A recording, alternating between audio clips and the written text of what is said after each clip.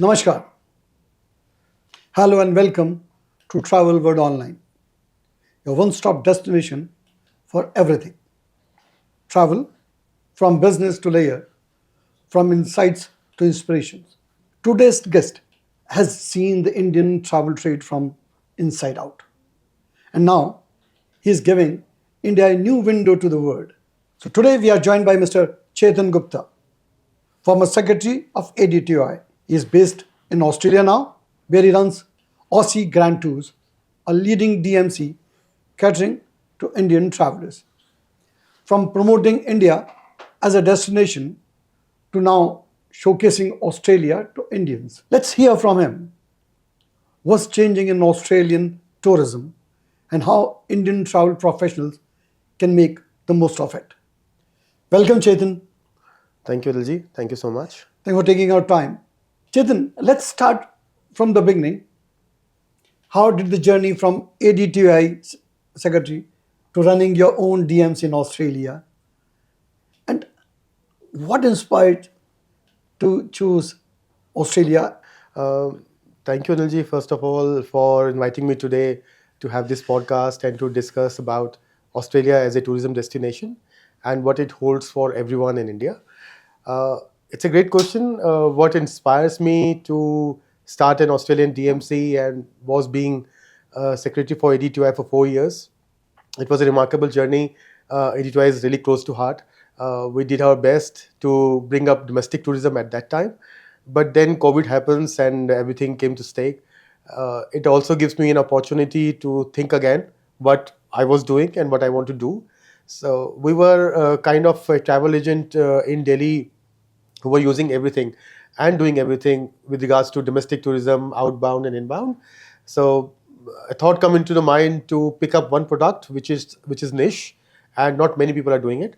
So I choose Australia as a destination and bring it up as a full-fledged DMC based out in Australia. So now I'm very pleased to say we have our own office in Australia, which is in Sydney. We have expanded to New Zealand as well. We have our own office in Auckland. We have our own team based out in Sydney and New Zealand.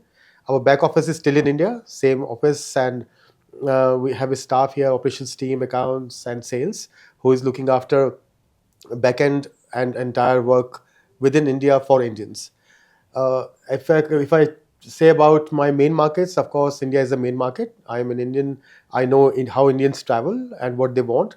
So I am very much confident in extending the same what Indian travelers wants, how they move, how they travel. So this is the advantage to me. But apart from Indian travelers, we also cater to US and UK market along with Germany. So these are the 4 markets we are majorly working on. Great.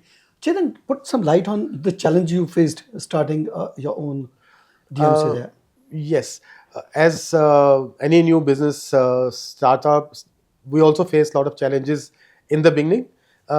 First of all, to get the confidence in people that we can deliver what they want, especially for Australia and New Zealand market, because they are not like Southeast Asia market, which is very easy to sell, easy to travel. Australia, if you talk about, it takes like 12 to 13 hours direct flight. It's a long haul destination. People go for at least 10, 12 days, which is the minimum they have to spend there to see the basic of these destinations. So my challenge initially was to give that confidence in travel agent partners that we can deliver. But yes, I was very fortunate being secretary for ADTI. People knows me. I was very much in forefront in all the associations, all the meetings, all the government things. So people knows me from the beginning. They know that Chetan is there in the market and I can deliver my best. So this helps me a lot. And very gracefully, we have got like 8,000 people registered on our portal as on date. And out of them, 1,000 people are working with us on a very regular basis. Great. Yeah. Chetan, Australia is known for both luxury and adventure. Yeah. How are you blending these elements for Indian market? See, Australia is a very big destination. If you talk about the area, Australia is like 3 to 4 times bigger than India. And if you talk about population, it is worth only like in Delhi population, which is 2.5 crores, if I talk about. So it is a big destination. It has a lot of land in it. But if you talk about tourism, it is just on the East Coast. So Indians mainly travel to Sydney, Melbourne, Cairns and Gold Coast on their first visit. Second time visitors Third time visitors, yes, they want to expand more. Then they go to Tasmania, they go to Northern Territory, they go to South Australia. So then the horizon expands. But yes, first time travelers, usually for around 9 to 10 days, 12 days, but covering these 4 destinations, which is more famous, like Sydney, Melbourne, Cairns, and Gold Coast. Adventure, yes, adventure is there. Of course, there are iconic cities, beautiful cities. People wants to go click their pictures, travel around all over Australia, get to know new culture, new food. So yeah. How do you see post-pandemic behavioral change among Indian travelers? Couple of years after pandemic, things were really stuck. It was not that much. We also struggled initially, but now with the God's grace, Australia as a destination is coming up in a very big way. People have money to spend. They want good destination who give them unique experiences. It is not like people don't want to spend. I give you example. If two people, like a couple, is going to Australia for around 10 days, including air tickets, the budget they have to have budget for around 8 to 10 lakh rupees. So this kind of budget they have to if they want to go to Australia. So it's not a cheap destination. So it's like long haul and of course expensive, but it'll give you value. If you're a traveler, you want to experience, learn more things. It is a destination, I would say. So, which Australian destinations are trending now beyond? As I Sydney, told you, Melbourne? Anilji, the first timers, they are more keen to go to Sydney, Cairns, Gold Coast, or Melbourne. So for these four destinations, they are high in demand. But second timers, or people who have time, or people who are like senior citizens, they want to explore more. So we sell.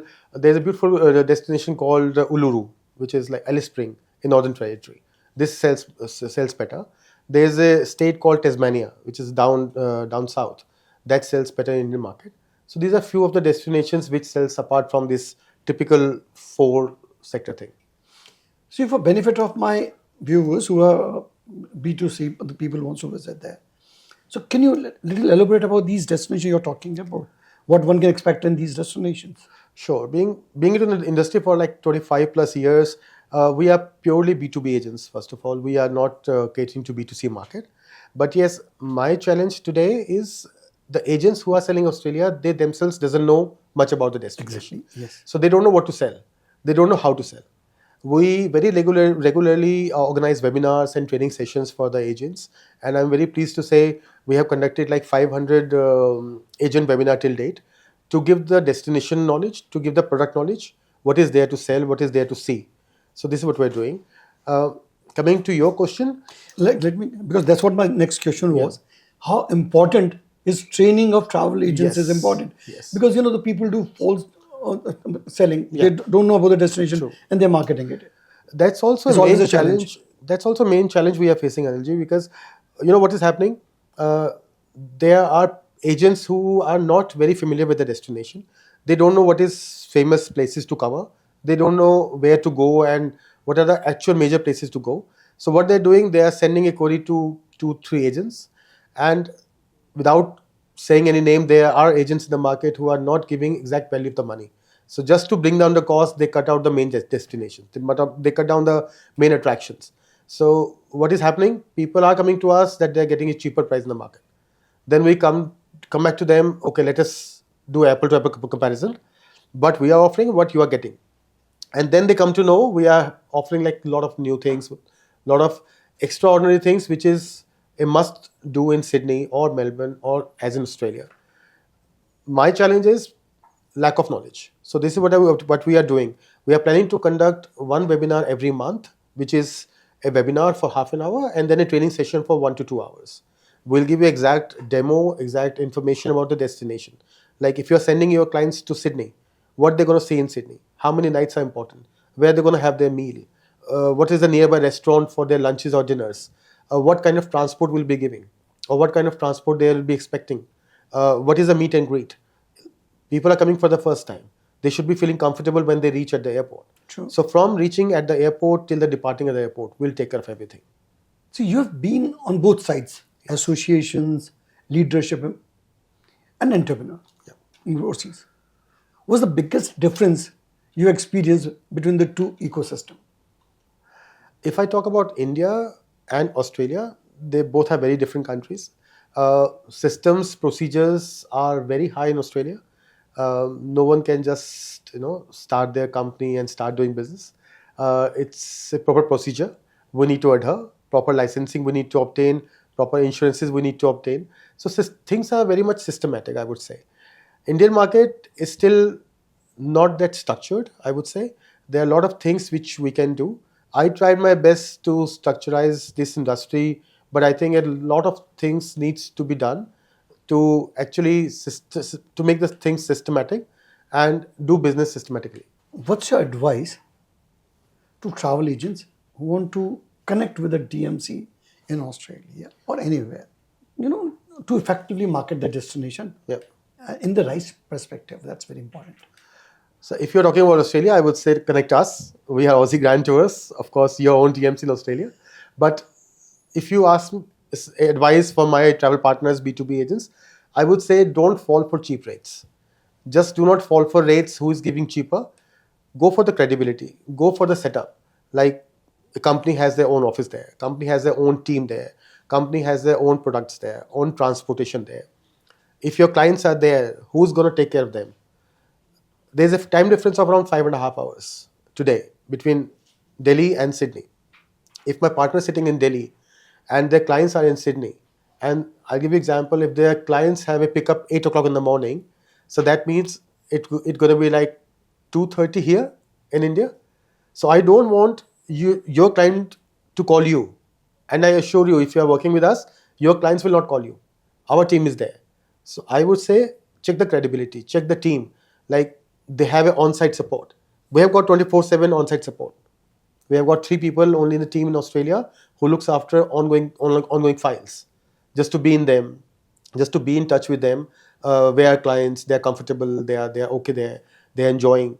So your clients will not call you at odd times or whatever, just for getting the information on things on the tour. So keep these things in mind. Also, price makes a factor, but I'm quite sure we are very competitive. I would not say we are the cheapest one, but I would say if you're looking for a premium agency, you are looking for good services, you are looking for on-ground services, we are the ones. Check on the credibility along with, we can speak your language. Your clients coming from India, I am from India, my team is from India. So we know how Indian travelers travel. You understand their taste better. We know what they want. We know where the Indian restaurants are and what they're going to get in the breakfast, what they're going to get in the lunches and dinners. So we can serve that exclusive thing. Chetan, there's always travel agents want this from DMC, they want this from DMC. Yeah. What DMC are expecting from their stakeholders, their partners? Little support and little understanding. See, things moves as per time, but there are times where things are not in our control. So the only expectation we have from our agents, our travel partners, is to have confidence in us and support us in a way to serve your guests better. And right commitment is not important. Of course, that is major part. If that I think, and this commitment part comes automatically. If you are coming to me and I am serving your guest, and your guest comes to you later, That's to you when you are selling a product. Yeah. At times what happens is agents do false commitments at times. yeah. At times, Yeah. because boss won't do it, but their marketing team. do it sometimes. Yeah. So that's a challenge with the DMC Sometimes, because your images at stake at yes, that time. sometimes. But we try our level best to fulfill the commitment what our agent has done it. That is between me, my company and my partner. We will talk later what they have done or why they have done it. But on the ground, your guests should get it. Great. What you've said. True. How Australia is handling sustainability and responsible tourism, and are Indian travelers adopting to or adhere to the? Anilji, that's a very great question. I would say Indians are absolutely changed when they come to Australia. I've seen Indians traveling here. I have seen Indians doing this, where they're not responsible enough to not to throw things out of the car, not to split it out, not to say bad things to anyone. But when they come to Australia, they are different people. They don't do these things. They know the rules are strict. They know how they're traveling, and that's the best part. We are maintaining our credibility and credentials in foreign land. So that's the best part. That's always what I've seen it. Yeah. Because when Indians when they travel abroad, they're a different. Of course, allotted they're absolutely different. altogether. And I wonder in myself, when we can behave well in a foreign land, Why can't we do why it in can't our we do it in our own country? Exactly. So if everyone is getting responsible a bit of it, I think India can be a great country again. Perfect. I agree with you 100%. Yeah. Connectivity and visa plays a big role, creating a demand for any. So, what is the situation when it comes to Australia? So connectivity is improving, I would say. Air India has a flight which goes daily to Sydney and Melbourne. So that is the best part. But that is the only direct flight. If you talk about quick reach, so I think Air India is the only option we have. Apart from Air India, we have few other flights, which is Singapore Airlines, or we have Cathay, we have Malaysian, Sri Lankan Airlines. But of course, they will take little time. They have a halt in their respective countries, and then they move forward. But connectivity is improving day by day, which is a good thing. Qantas is playing a very big role in this. But this can be improved, of course, because numbers are increasing. At the moment, India is number 3 country in Australia for inbound tourism. Wow. If I remove New Zealand, because New Zealand is like domestic, people can travel without any document. So if I remove New Zealand, India is number 3 country, which is growing. That's a great number. So this shows how much Indian wants to go to Australia, wants to come to Australia, and people have money to spend as well. So that's the best part. If I come on the visa part, visas were difficult, visas are difficult. If you are not having a strong financials, we do FITs, we do honeymooners, we do small family friends, 10, 12, 15, 16 people, and we also do MICE. Like we have catered to 125 people MICE as well. So my experience is, if you have good financials with you, you have proper ITR, you have proper bank balances, you have proper whatever you do business, or you are into job. If you have proper documentation, visas are never a problem. You have touched a point on visas. I would also like to highlight the point. Australian government is very kind enough. They have initiated exclusive visa helpline for ATEC members. So ATEC is an association in Australia which caters to inbound tour operators. So that's exclusive association for them. So Home Affairs has initiated one exclusive helpline. So like I give you an example, we were catering a group of 78 people last month. 5 visas got rejected, including one from the organizer side. So we sent an email to them that we are catering this group and we are handling it. These are the people coming in, and the organizers is this. They have got this much of experience, and we know them for this much age. So we have included all the air tickets, what they have booked. We have included the entire itinerary, hotel confirmation number, and they got the visas in 2 days. So that's the kind of help we can extend. If you have a genuine traveler traveling, if they have proper documentation, but again visa got rejected, of course we can help. Come to us, let us know. But it is only valid for the genuine cases. And being our partners they are their partners here, so that's their responsibility as well to take care of the credentials and credibility of the guest, which they are, they want approvals for the visas. Chetan, you will agree with me. Post-pandemic, now there are no more domestic travel agent outbound, so everyone is doing everything. Absolutely. Right. So the people who also market Australia as a destination, what's your tips for them? You're absolutely right, Anilji. Gone are the days when there were like very specific agents who were doing only domestic. There were agents who were doing only inbound or outbound. I have seen the biggest of inbound companies in India, who has their remarkable name. They are doing outbound now. They have outbound division, or the entire division. Sure. I have seen a lot of people who are only domestic doing domestic. They are doing outbound now. So outbound is like in everyone's books. So people are doing anything and everything, which is good. For people who have never done outbound specifically to Australia, I would say connect to us. We will guide you how to start. We will guide you the initial training program, the initial way to sell the product. We have our own portal. We have got fixed departures on the portal. If you don't know anything, how to sell and what to sell it, register on our portal, get to know what is there. You can get the live availability of all the fixed departures we have. We have got like 4 fixed departures for Australia and 2 for New Zealand at the moment. So the entire itinerary, if you want to include your air tickets, if you want to include your visas, if you want to include your insurances, you can choose by yourself. Being travel agents, I can understand you must have got your own consolidator for tickets. We are absolutely okay with this. If you want to book your own tickets, if you want to do your own visas, we're happy to do your land package. If you want us to do everything for you, we can do that for you. So we are a very open kind of DMC, which whatever you want, we are there to support. Great. Now, Chetan, if someone wants to visit first time visitor wants to do New Zealand and Australia together, Yeah. how many days are you will advise? See, if you ask as per my experience, I would say get at least 9 nights in Australia. And New Zealand has 2 coasts, like south and north. If you want to cover both the coast, I would say 10 nights again in New Zealand. If you want to cover just north of it, I would say 6 to 7 nights. So 20 to 22 nights is a good time to cover both the destinations. At least you can see the most important things which is there to see there. And what is the moderate cost? See, only Australia, if I talk about, I'm not counting air tickets. With air tickets, you are asking Without air tickets. If I remove air tickets, a decent package for 10 days will cost you approximately like 3,000 Australian dollars. How much? 3,000 Indian rupees if I count on approximately 1,80,000 rupees approximately. So which covers your visa cost, which covers your 9 nights accommodation, 4-star, centrally located accommodation, all your transfers, excursions, sightseeing, all major points. So this is all covered. If you add on New Zealand as well, I would say for 22 nights, this will go approximately to around $7,000 to $7,500, which covers like 22 days accommodation with 4-star hotels, all your transfers. This doesn't include your main and domestic airlines. So this is separate. I see. Yeah. So approximately 3.5 lakh rupees. More or less per person, yes.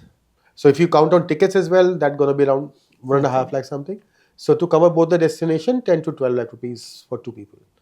But if you coming to only Australia and want a good package which gives you a real experience, not like touch and go, then also around 3.5 4 lakh rupees per person. Yeah, that's the kind of budget. Yeah. Great. And not to miss attractions in Australia. Of course. So I can go on and on this. I am living in Sydney. I'm living in Australia. I know, and that's in my blood now. So I can go on and on. But just to give you a small brief on Sydney, all the major attractions, which includes Opera House, which includes your Sydney attraction, your Sydney Bridge, your hop and hop buses, your Sydney cruise dinner, and your Blue Mountain tours. So all is covered.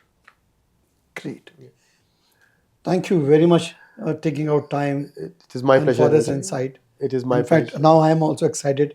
I left only 2 welcome. countries, Australia and New Zealand. So that I'm missing in my list. I've covered rest of the world, most of the places I've covered. Yeah. So this is left. That's a great achievement. There were 3 I would things. also Japan was missing. Yeah. So I have been to Japan last year. Oh, nice. That's good. Like I'm also like a freaking traveler. I've been like to 52 countries till date, and to be honest, not because I am living there. It is a beautiful country. Trust me, it is a beautiful country. You must plan it. You must plan to come to Australia. Sure. I'm waiting for your fam. Thank you. Thank you, Liji. Thank you so much. Right, Chetan, thank you very much. Thank you, Liji. Thank you so much for friends, inviting me. Thank you. See you again next week, same time. Till then, namaskar.